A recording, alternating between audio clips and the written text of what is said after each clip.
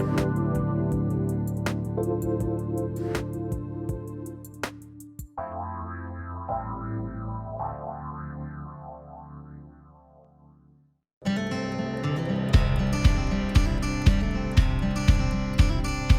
a world that can be challenging, and at times unpredictable, it's hard to find moments to focus on what you need. Join Stephanie James on The Spark as she guides you to use your inner flame to ignite your best life.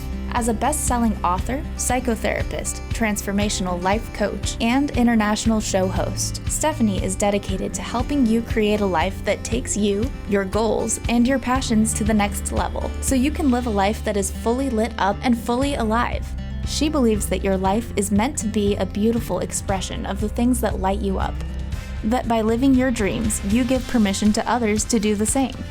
Are you ready to feel alive and inspired to fuel your dreams and put a fire behind your desires? Let's ignite a spark in one another that will illuminate the world. The Spark, with your host Stephanie James, starts now. Hi, everyone, and welcome to The Spark. I'm your host, Stephanie James. Tonight, we had Stephanie Schwartz on the show, and not quite sure what happened in our communication, but tonight we are going to wing it. If Stefan shows up, that's awesome, and if he doesn't, we're still gonna have a great show.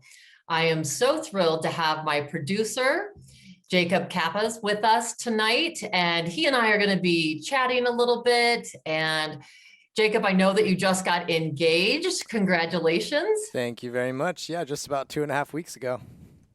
So exciting. And he proposed to her, you guys, in the bookstore. Is it the bookstore where you met? No, it's a bookstore that she went to a lot during grad school. So she was working down the street from it, and on her lunch break, she'd stop in the bookstore, grab a coffee, and just buy books, you know. Oh, I love it. I love it. I just got to see the pictures before the show. And, you know, Jacob, what I love about that is I always associate love with spring. You know, it seems like spring is such a time of new beginnings. Mm-hmm. So it just makes sense to me that you're in this beautiful place of this blooming love in your life. Yeah, it definitely feels like it's a fresh start, even though it's not something that's new. It feels fresh and new, and I was kind of excited because you kind of get that honeymoon phase again for, you know, a few weeks after you've been dating for so long, you know. Well, and how long have you guys been dating? Well, we've been on and off for a couple years, just sort of testing the waters, seeing if it works. But we've always stayed really good friends and been in the same friend group. But about 10 months ago, we decided we were just going to do this, and it's been great, honestly. Oh, I love that. Yeah. And so now you're entering this new level of commitment, this new phase of depth and knowing one another. You know, I always say, and this is not to scare you, Jacob, that love brings up anything unlike itself for the purpose of being healed. So my hunch is there's a lot of continued growth and healing and joy that's going to continue to come in this relationship. Absolutely, yeah. I think it's really sweet when two people come together and you have all these past hurts and things that may have happened in your life that you still need to heal from. And it's not that the person necessarily fixes all those things that have happened, but you can kind of come together and work through those together and find out what the other person needs. And that's been really, really sweet for me. Yeah, I'm so glad you said that, because that's one of the things when I had Larry Dossey on the show a couple of years ago. I love that his golden rule in relationships is not do unto others as you would have them do unto you. It's do unto others as they would have done unto them. Huh. That is a really cool way to think about that. Isn't that great? So it's really learning each other's love language. Mm-hmm. And that's, you know, if you've ever read that by Gary Chapman, I just want to invite anybody in the audience to check that out, to take the love language assessment. It's Love Languages Assessment, and you can do a free assessment to find out what your love language is.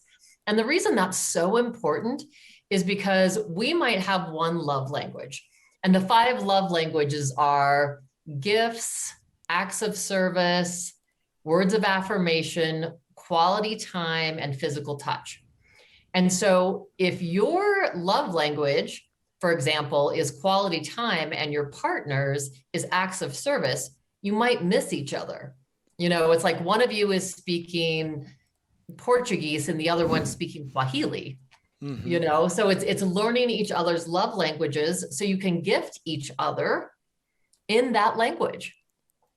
Yeah, it's actually something we've spent a long time talking to each other about. I read that book actually when I was in high school, and kind of really enjoyed the different facets of that. But it's really interesting to see how even if you do have a similar love language, that it still can manifest itself in different ways, I think, for each individual.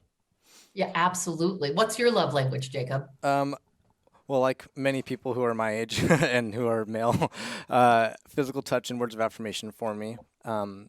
But even for Rachel, my fiance, her love language is also physical touch, but we receive that in different ways from each other. Well, and I think that's an important point too, because so often we equate physical touch with just sex. Mm-hmm. And physical touch is actually when you walk by your partner and you rub them on the shoulder or you give them a hug or a squeeze. It's those little bitty things of like, maybe you sit by each other and you're holding hands. I mean, it's literally physical touch. Yep, that's exactly right. She loves a leg massage or like for me to scratch her back or something like that. And that for her does more for her than, some of the more intimate things we might associate with physical touch. That's awesome. And so that's really it. It's learning how to become, how there's horse whisperers and dog whisperers. It's like becoming your partner's whisperer. You really tune in and attune to them, learning how to speak their language. And, I think it's important, we could dovetail this with the importance of behaviors that show love. And there's a certain list of behaviors that when you demonstrate this, you really are showing your partner that you love them. And we'll get back to the love languages in a moment, but I think this is important. So things that are really important in behaviors. So it's affection, attention, attunement. Attunement means that you tune in to your partner, you know how they're feeling. That's that whole, partner whisperer. So I know that, when he or she has that face, usually it means this, or when they have that tone of voice, I want to tune into them. And then the other behaviors are excitement, inquiry, interest, and of course, empathy and validation. So there's so many of these behaviors that I think, they build love. So going back though to this point of the love languages and the importance of learning one another's, because we want to gift each other in our love language. So like my love language is quality time. And so quality time means that you're sitting there just talking face to face and you're not watching a movie. You're not out. I mean, quality time for me could be maybe running together or doing, physical activities together, but it's really that one-on-one time. So I have to share with you, Jacob, that I'm being challenged right now because my partner just left 2 days ago for Central America on a spiritual quest where he drove his motorcycle, and we don't know exactly when he's going to be back home. So it might be a month, it might be 2 months, it might be 3 months. Wow. Yeah. And so really, this is this challenging moment or moments of how to, number one, be in the present moment, how to stay connected, and how to really trust when you don't have definitive boundaries around, okay, if my love language is quality time, how do we create quality time when we're going to be in two different continents? Mm-hmm. And that's so interesting too, because, we've kind of been through this season collectively as people where it's been difficult to get out and be with our people. I think in some cases, some people have been away from their families. Some people have not, seen or hugged their parents in however long it is. And so for you now, it's kind of going back to that where you've been living with this person and now you don't know when they're going to show up again. And that seems pretty scary. Well, it definitely, I mean, just being transparent, it absolutely, at times can be a trigger to past wounds of abandonment, with my father. So I can really, if I'm not conscious, I can get caught, right? So I have to remain conscious in I'm connected. I've never been more connected to another human being in my life. So it's a matter of staying conscious, really staying in the present moment and not getting into, I talk to my transformational life, coaching clients and my own clients so often, my psychotherapy clients, about not getting too into the future and worrying about the big what ifs. When we get into the what if conversations in our heads, we're just creating fear and anxiety for ourselves. So let me tell you, this has been an awesome lesson for me in practicing what I preach, because when I can reel myself back in, and I think I live here about 99% of the time in the present moment, all is well. Life is really beautiful and really good right here and now. If I start playing the what if game, I don't know when he's coming home. What if this happens? What if that happens? I'm actually putting myself in a place of fear. And none of that's happening now. It's all fantasy. And so one of the things I tell clients a lot is that, if you're going to fantasize about the future, you might as well make it a good one instead of creating all this angst and anxiety for yourself. So, and so Jacob, I don't know about you. Do you have ways that you help yourself to stay present? Yeah, and it kind of comes back to this, what you're describing to me sounds a lot like self-care and self-love, and that is something that I have been learning and trying to perfect and not doing the best job of at times, and I tend to, I think, drift into like a separation anxiety kind of mindset. So what I do to get past that is focus on not what necessarily the feelings are that I'm experiencing, or the what if thoughts that you mentioned, but looking at the evidence of the relationship. So the evidence of the good that I tend to not believe, I think, is there. So when I get anxious, I believe lies. I start telling myself things that aren't actually true. And instead of me just telling myself, oh, but this is true, this is true, instead I look at the evidence of why it's true. Examples of where that anxiety has not been true, and where, if I'm feeling unloved or uncared for in a certain way, but there's proof that that's actually not true, Yes. Yeah. And I think that's brilliant. That's such a brilliant strategy. And ironically, that is one of the ways that I teach clients how to untwist their thinking.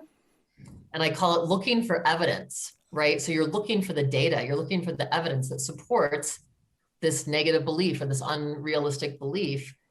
And another thing that we have is something called emotional reasoning. So it's like, well, I feel this way right now. I'm feeling this anxiety, so it must be true. And the reality is, if you do the thing that you're talking about and you look at what is supporting this thought, you won't be able to find any. So for you, because you have these tools and strategies that you teach your clients, right? Mm-hmm. Is it easy for you to practice that yourself, or is it, I'm trying to imagine like being in a coaching position where I'm telling people this is a strategy that you can use to, overcome this, but here you are now in a situation where you might have to practice it yourself. So what does that look like for you? Yeah, absolutely. I feel like honestly, I'm one of those people that there's no way I could teach it unless I was living it, Okay. because it's just coming from that place of integrity. And I want to know that the strategies and the things that I'm teaching my clients really do work. So I practice them as well. And I think, for me, one of my biggest tools that I use, and I absolutely utilized it this morning, I utilized it last night, is a practice of surrender. And I think there's really a duality to surrender, that people can say, oh, that feels weak, or I'm giving up or giving in. And that's not what it is at all. Surrender is actually not clinging to that things have to be anything other than the way they are in this moment. And so when we surrender to the divine, divine timing, divine flow, and we know that whatever's happening right now is exactly as it should be, and stop clinging, then we're able to breathe. You know, I was having a lot of emotions last night, really missing him already, and just feeling like just a little heartbroken. And it's okay to feel it. I guess I want to say that too, Jacob. It's absolutely okay to feel it. And I want to encourage people to feel their feelings. And we also want to make sure that we're not clinging to the way things have to be. And so when we take some really deep breaths, really get into your heart center and surrender this situation, you know, it's like giving it up and just saying, okay, I know that what's happening right now is what needs to be happening right now. I can't tell you the peace that I've experienced in my life. It's been a huge, huge thing in my life. So I just, you know, I want to invite people to practice that, to practice, Jacob, you know, your wonderful strategy of, it's like knocking, you know, beliefs that are false narratives. That I appreciate that. That's really cool. And you're right. I do agree that you should feel it. I think that's important to not necessarily block out those emotions, right? But I think when you feel it, you're able to heal from it and, you know, actually grow. Absolutely. Well, let's talk more about that after the break. I think that's a great place to take a break, and just to know that that is going to be some of the essential key. How do we feel it? We're going to talk about that after the break. How do we feel it? And then how do we move through it so we can be a clearer conduit to really experiencing joy in the present moment?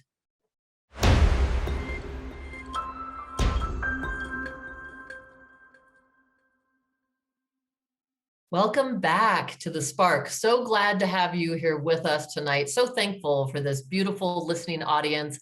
All of your comments, your emails, please keep them coming.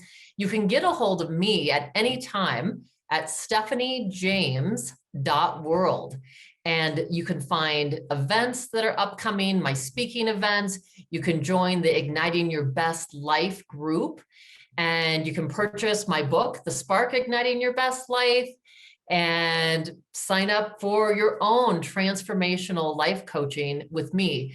And there's free gifts on there as well. There's a Igniting the Spark Within free visualization. And you can sign up as well for a 20-minute free exploration call. So love to be in contact with you. Please go to stephaniejames.world and join the movement. So I'm here tonight with my awesome producer, Jacob Kappas, and I'm so thrilled that he's joining me tonight. Our guest, Stephanie Schwartz, we had some kind of communication gap, and somehow we have missed each other on this time. No worries at all. Glad that we are here together.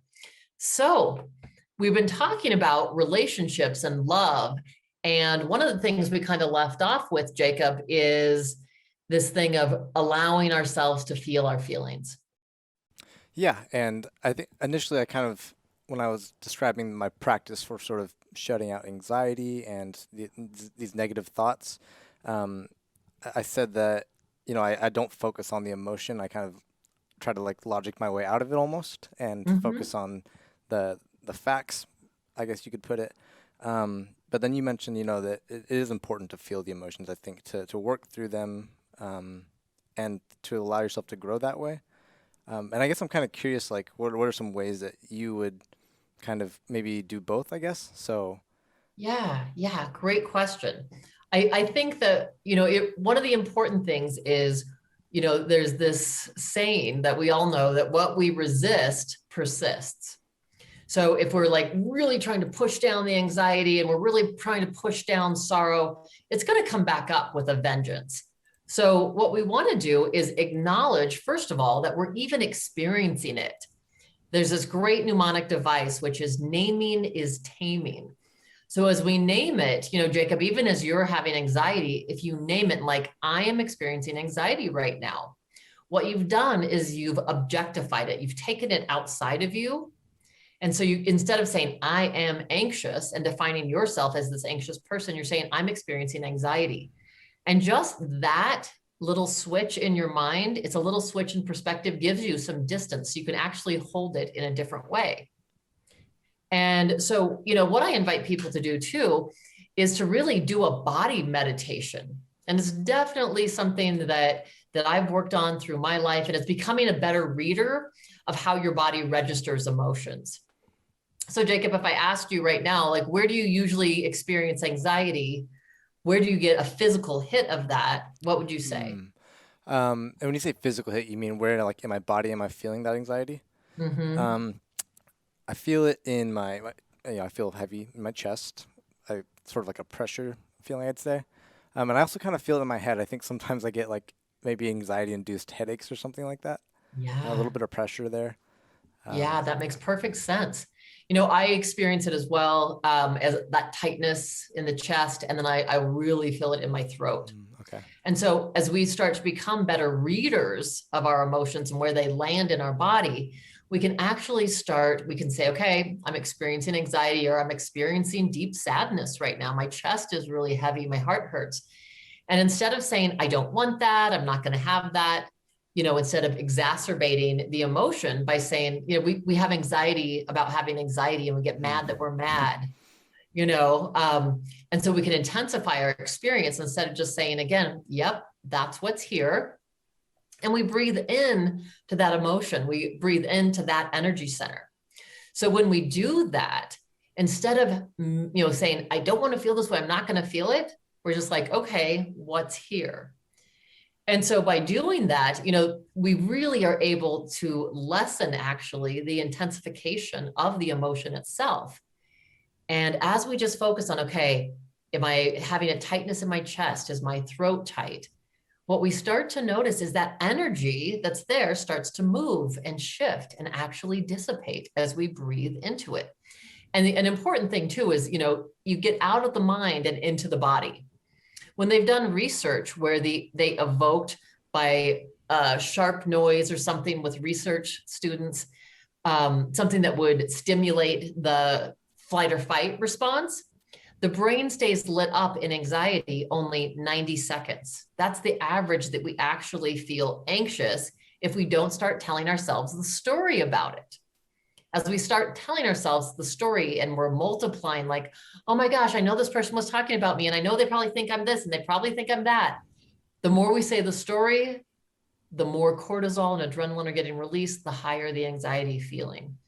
So we can stop the story and drop into our body and feel what's happening and just breathe through it. And it's amazing, Jacob, how that can shift the energy and help us to dissipate it.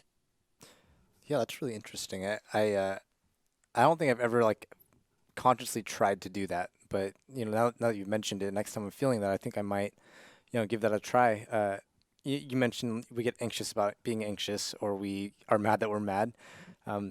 And you're talking about storytelling, and what I tend to do when I'm feeling insecure about something is I'll make up a story in my head, but you're having like a conversation in your head that doesn't exist, and you are already like planning what you would do if that thing happened, but it's not happening, and so you're sitting there getting upset at this thing that doesn't exist, and yet it feels so real.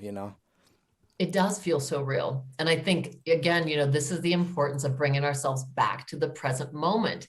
Because what we have this mind that already, number one, it already has a natural negativity bias. So it's always focusing. It's literally scanning the environment for any kind of potential threat. And so it will notice negative things. It will also pull us into that place of the what if to protect us, right? And there's also this, if you think of it this way, it's like negative events are Velcro in the brain.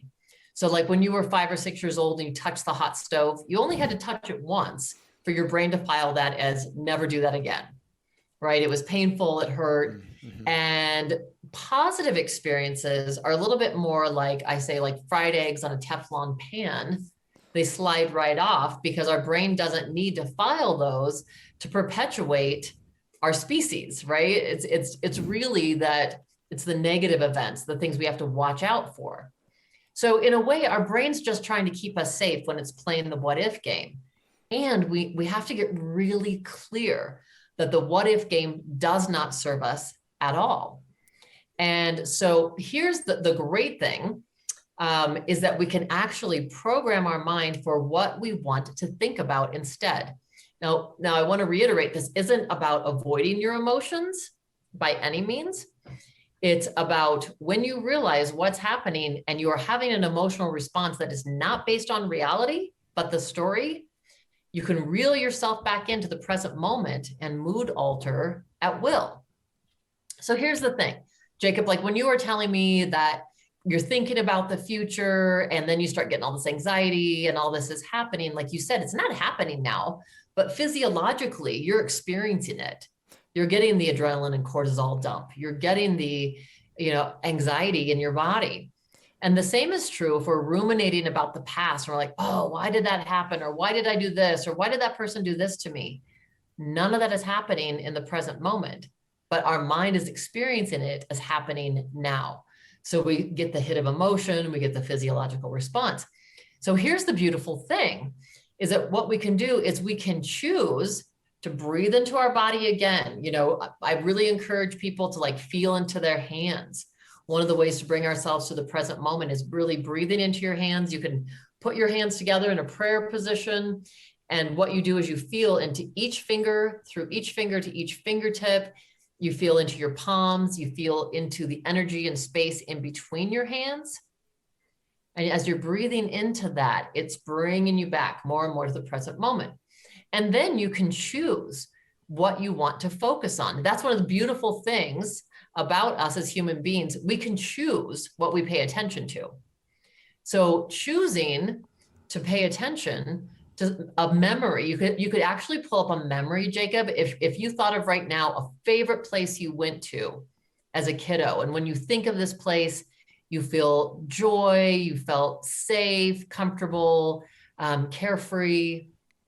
Is there a place that comes to mind? Yeah. For me, growing up, it was my grandma's house on my mom's side because that's where all my cousins were. Just across town, and they were my best friends growing up, and there were a lot of them. So, but yeah, definitely. That's so awesome. So if I asked you right now to think about that place, even a little deeper, I'm going to have you do a little experiment with me, okay? Yep, sounds good. So if I said to you, Jacob, I want you to focus on, as you think of that place in your mind's eye, what is it that you're seeing? I'm seeing the front yard that we spend most of our time in, and it's funny because I'm imagining it as if I were a kid. So I'm seeing all my cousins as the 5 and 6 year olds that they were at the time. So Yes. yeah, and I can vividly see the front door of the house that we were at. Wonderful. And also then moving through your senses, what is it that you're hearing as you think about that memory? I'm hearing a lot of laughter, and a lot of yelling, but not as kids do. Yeah. Right, So right. voices, I just say the voices of my family there. Beautiful. And so are there certain smells, like a fragrance, a certain aroma in the house, the land around grandma's house? Is there anything that you remember about that? Yeah, I come from a pretty big Cambodian family, and I'm just smelling the cooking. Once we moved away, and you kind of lose that same smell that you're familiar with all the time because it's just not there. But it's really vivid in my mind right now. Yeah, beautiful. And then moving into your sense of taste. I mean, this might be the food. What is there a food or beverage that you associate with that memory? Yeah, the stir fry that they would make, and it's hard for me to just even describe what that taste is, but because it's so distinct. But yeah, that's what's coming to my mind right now. Awesome. Okay. And now moving into your body, imagine your body in that place and what you would be touching or feeling with your touch senses, or what would be touching you. What do you notice? The feeling of grass, in like a big field, almost like a soccer field or so. There's just beautifully mowed grass under my feet, and I'm barefoot. Love that. Great image. And now I just want to invite you, Jacob, to move into your heart center. As you're pulling up this memory, what emotions are there for you? It's a carefree emotion. I think just peace, and I'm really not feeling any sense of like worry or responsibility, which as a kid you don't have that, but Right. I feel like it's constant. That constantly bogs you down as an adult, and yeah, I'm not feeling that so much right now. Yeah. So as you've just visited this space in your mind, what are you noticing about your body, your breathing, your mind? Well, as we've been talking, as we've been doing this, I've kind of slouched further and further into my chair, so I'm a little bit, comfy now. But yeah, I feel a bit slower, I'd say, like I'm comparing this to the pace of life that I experienced in my small college town versus living near the city now, and I'm kind of feeling Yeah. that relaxed sense of, uh, not being in a hurry. Hmm. Yeah. A sense of well-being. Yeah, and I just feel very present now that which you described that before, but it's kind of one thing to talk about, another to feel present. So I'm Yeah. not thinking even about what's happening in 20 minutes from now. I'm just here. Beautiful. Beautiful. Thank you. So you've just so beautifully described how our listeners can do this for themselves. I don't even think we spent, 5 minutes Hmm. doing that exercise. It doesn't take long. And here's the cool thing: when you practice something like this, like going to a calm, safe place, the more that you do it, the more that you practice it, what you're doing is you're carving the neural pathways that say, when I bring up this memory, I feel this. I feel the relaxation. I feel the joy. I feel, even though you have a past memory, interestingly, it's bringing you to the present moment where you can be more relaxed and more focused. No longer are you worrying about something, in the past, or, fearful about something in the future. So it's just a beautiful technique of really helping yourself come right here, breathing into your body, and then pulling up something that makes you feel good. So using that strategy or that tactic, that thing that happens in our brain, but using it for good, something that serves us. Hmm. So thank you, Jacob, so much for being willing to be vulnerable and practice that on the air. Yeah, of course. Thanks for walking me through that. I will definitely lock that away and use it, more frequently, I think. So, Awesome. And the one thing I would add to that, if there was one thing that I do with my coaching clients and my psychotherapy clients, is I invite them to actually use a touch point. I do this because this is mine. This doesn't have to be anybody else's. But when we have a touch point, it helps us to hardwire that relaxation response to muscle memory. hmm. So just one added thing that will help hardwire it even more securely, more strongly, and you'll get even more of that deep relaxation, well-being response. Hmm. So grateful, Jacob, to have you here on the show with me tonight. I am loving this conversation, and I'm excited to come back and talk even more about loving relationships, loving ourselves. How do we befriend ourselves and emotions? So much more ahead. Looking forward to having everyone join us.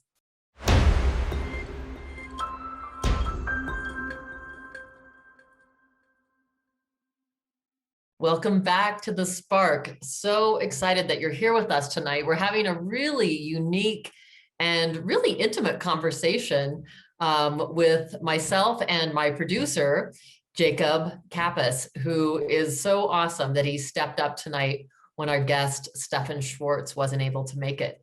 So we've been having this amazing conversation about life and love, about how we change negative thoughts and how we change negative feelings within us and move towards feelings and experiences that serve us so much better.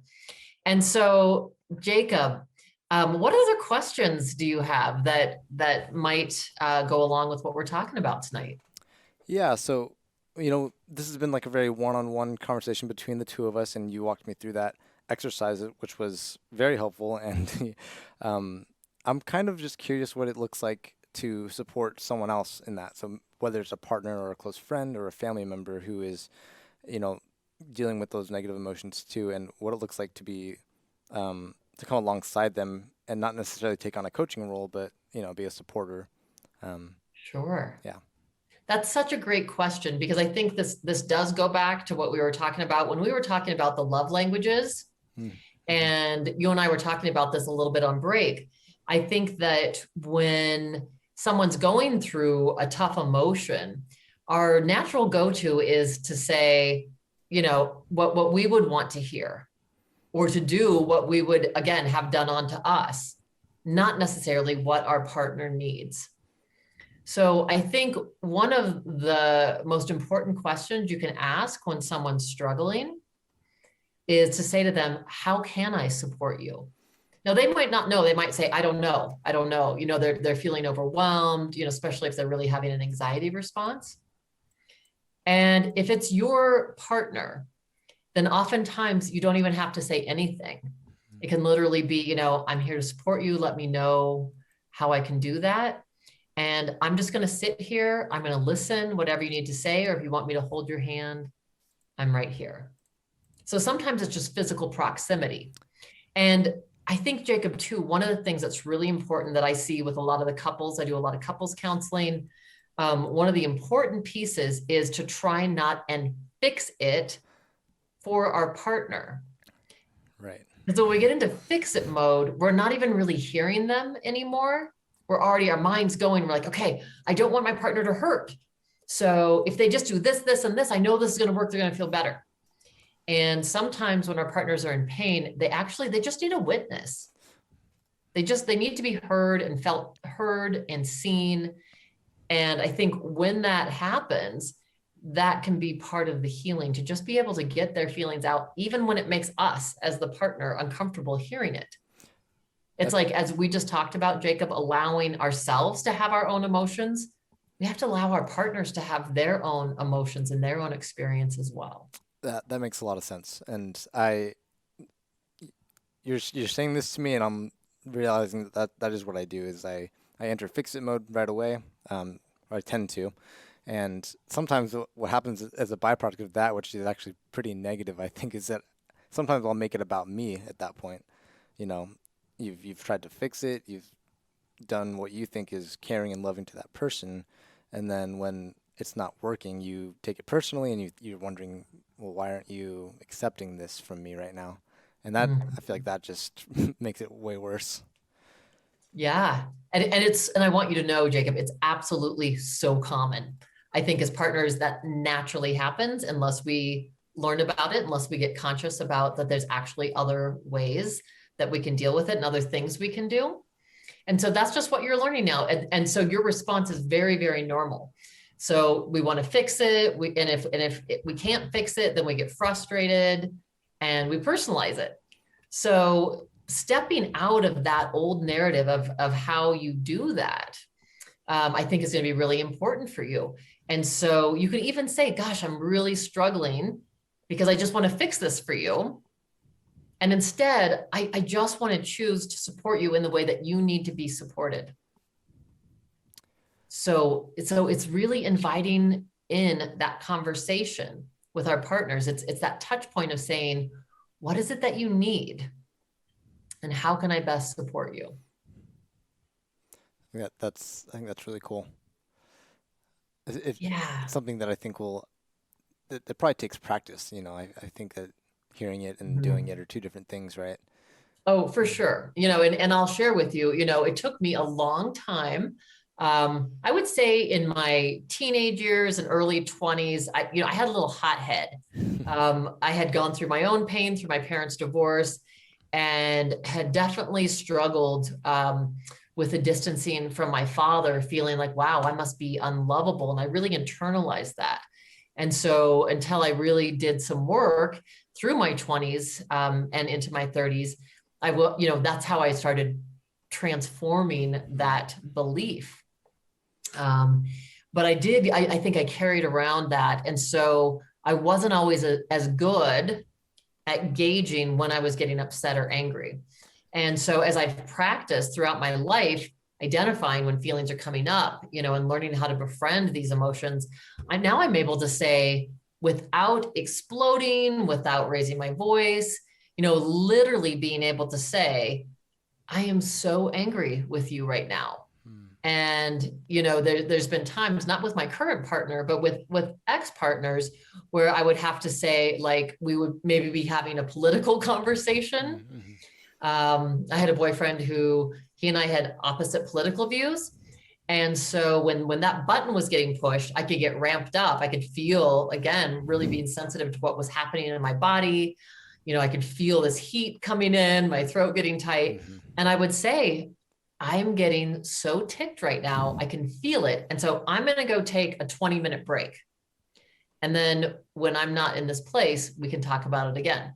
So I wasn't abandoning my partners. I think that's something that we can really learn to do, is not abandon our partners. But we learn, like, I need to take a time out right now. I'm in control of my emotions. Even if I feel out of control, I can be in control of my behavior around my emotions. And that's powerful. Yeah, I love that. I love the idea of communicating, like you mentioned earlier in the show, communicating what emotion you were feeling. And I feel like in conflict especially, it's good to communicate that if you're doing it in a respectful way. So your partner also knows, okay, that is how they're feeling, and they're not taking it out on me right now. And I feel like that maybe brings people closer to each other in this sort of situation where you don't want to be against each other, but it feels like you are. And Right. I think by calling out those emotions, you're able to maybe find some common ground too. Absolutely. And I think that's the precious gift, is like when we're able to do that, we're literally inviting our partner as well to drop into their best self. Mm-hmm. By showing up and instead of being reactive, being responsive to the moment. And so, and yeah, Jacob, I mean, all of this stuff takes practice. Nobody gets the manual when they start dating someone. Even if we read self-help books, it's going to be specific to our situation, but there are specific tools that will help really perpetuate more positive connection, more positive communication. And as we're talking about this, one of the things that comes to mind for me is a tool that I have taught so many people. I absolutely use it in my own life. And that is the tool of open-hearted communication, which is very different than typical conversation, where if we're in a conflict with our partner, we want to be right. We want to prove that our point is the right point. And we're not really good listeners. Mm-hmm. So, what I teach people to do is, number one, if you do get activated, and like I said, like when I am aware, like I'm getting really angry, I need to take a time out, and I will be back. That's important to tell your partner. I will be back and we can talk about this. And let's say that you came home from work and something happened and you were really upset with your partner. It's not okay. Relationships aren't a free for all. It's not okay to come into the house and be like, we need to talk. I'm really upset and blah, blah, blah, blah, blah. All right, you are putting your partner on the defense like immediately. So instead, what is actually really powerful is to say, you know what, I'm aware that I'm really upset. I had some feelings that came up today. And is this a good time to connect? Now, here's something that's really important. I always talk about semantics. Words that we use have power. So we don't want to say, can we talk, or we need to talk? Because for 99% of the population, when someone said, we need to talk, somebody was in trouble. Yep. So immediately our fight or flight response is getting kicked in. And so your partner's not going to show up in the best way. But by asking them, is this a good time to connect? Then you're better ensuring that they're going to be able to drop into their hearts and come meet you and be emotionally present for this conversation. And so hopefully you talk about this before, like, babe, when I say, is this a good time to connect? What I'm wanting to do is have one of those open-hearted communications with you, one of those open-hearted conversations.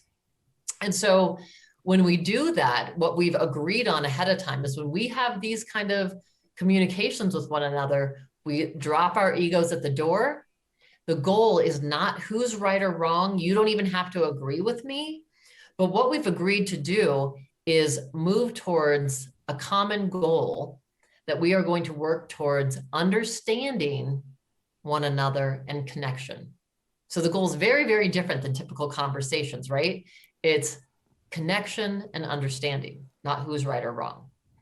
And so what happens in those conversations, it's so powerful, Jacob, because what people do is, if I'm the person that requested the conversation, let's say I requested this conversation with you, then I would be what's called, I'm the sender. So I'm sending you the message. and you're the receiver.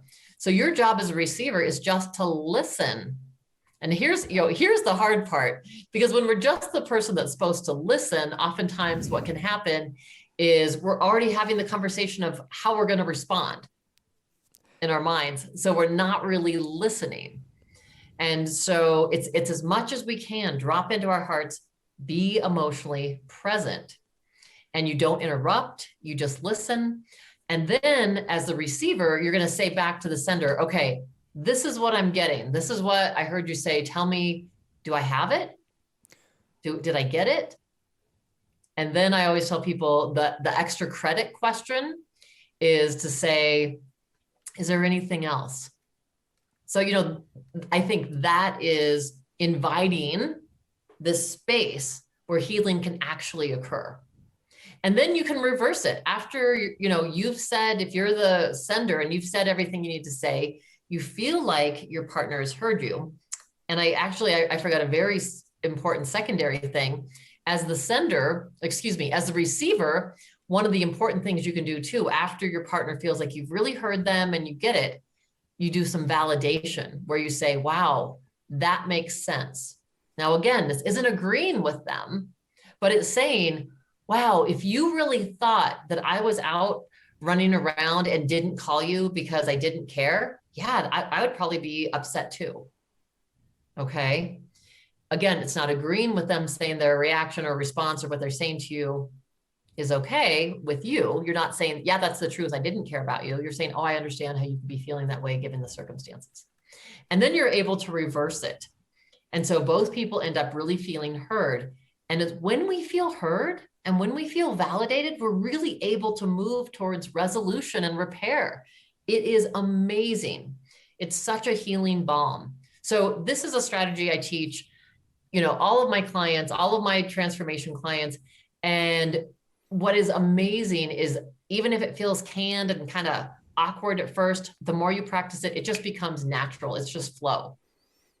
And you resolve conflicts and difficulties so much quicker, so much quicker. I can't say that word, so much quicker. I keep trying to say quickly. Yeah. Wow, I'm just sitting here smiling because everything you just described totally makes sense, and I've been on both ends of that, and I appreciate that. It's really cool to think about it from that lens versus just kind of being mad that the fighting is what it is. So that's great. Yeah, awesome. So Jacob, that's what I hope, is that through this awesome, spontaneous conversation that we've had, our listeners are really able to get a hold of some tips, some tools, and some things that they're going to really practice in their own relationships and their own lives, befriending their emotions, being with what's happening, learning how to love one another more fully from a place of respect.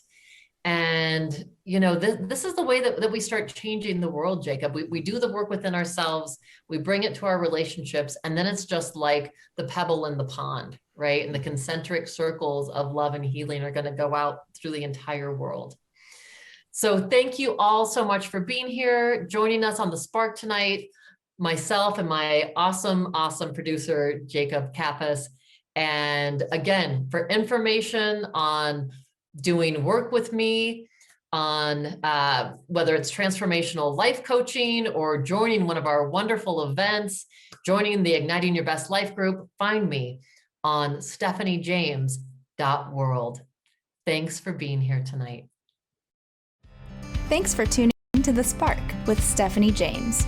Remember that you already have what you need to live a life that is fully lit and fully alive. You're already holding the flame. Now it's time to ignite your best life. Learn more at stephaniejames.world. That's stephaniejames.world. And tune in next week at 6 p.m. Pacific, 9 p.m. Eastern, only on transformationtalkradio.com. Shine on!